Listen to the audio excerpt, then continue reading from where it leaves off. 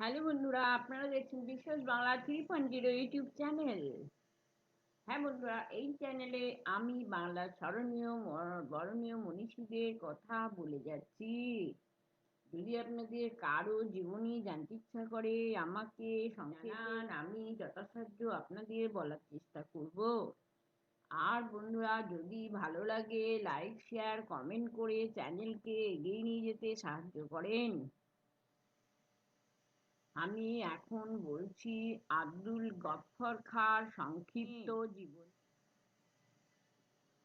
তাহলে এসো শুরু করা যাক।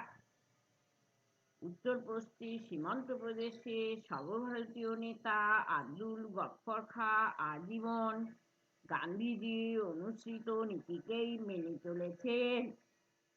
ইংরেজদের বিরুদ্ধে ভারতীয় মুসলমানদের খিলাফত আন্দোলনে আব্দুল গফফর খাঁ ঝাঁপিয়ে পড়েন। এই আন্দোলনকে গান্ধীজিও সমর্থন জানিয়েছিলেন। ফলে ভারতে হিন্দু ও মুসলমানদের মধ্যে সুসম্পর্ক গড়ে উঠেছিল।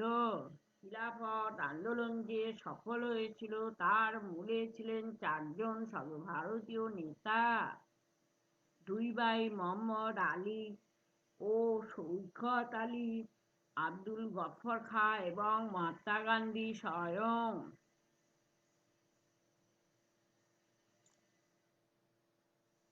ঢাকা লবণ আন্দোলনের অন্যতম নেতা ছিলেন আব্দুল গফফর খাঁ।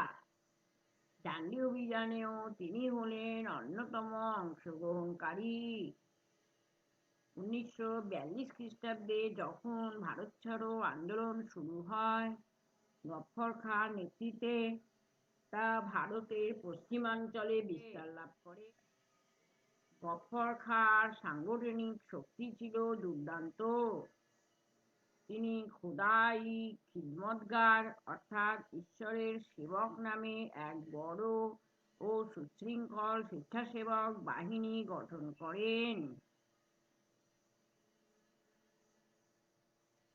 যারা আন্দোলনের পাশাপাশি দুর্গতদের সেবায় নিজেদের নিযুক্ত রাখতেন।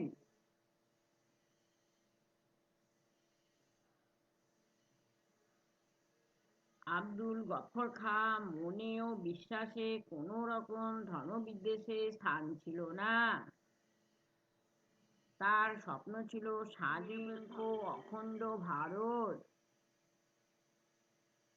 তাই স্বাধীনতার প্রাক মুহূর্তে ভারত যখন দ্বিখণ্ডিত হলো, তিনি অত্যন্ত মর্মাহত হয়েছিলেন। রাজনীতি থেকে অবসর নিয়ে ভগ্ন হৃদয়ে তিনি চলে যান সীমান্ত প্রদেশে।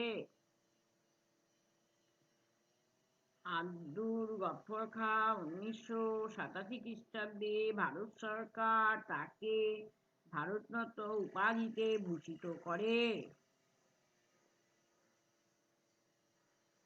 আর বন্ধুরা, তিনি 1900 খ্রিস্টাব্দে তিনি ইহলোক ত্যাগ করেন।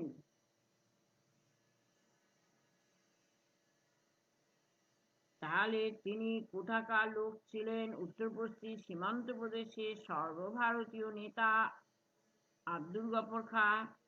এবং যখন ভারত দ্বিখণ্ডিত হলো তখনও তিনি উত্তর পশ্চিম সীমান্ত প্রদেশেই চলে যান। বন্ধুরা, এই ছিল আব্দুল গফফর খাঁর সংক্ষিপ্ত জীবনী। Thank you.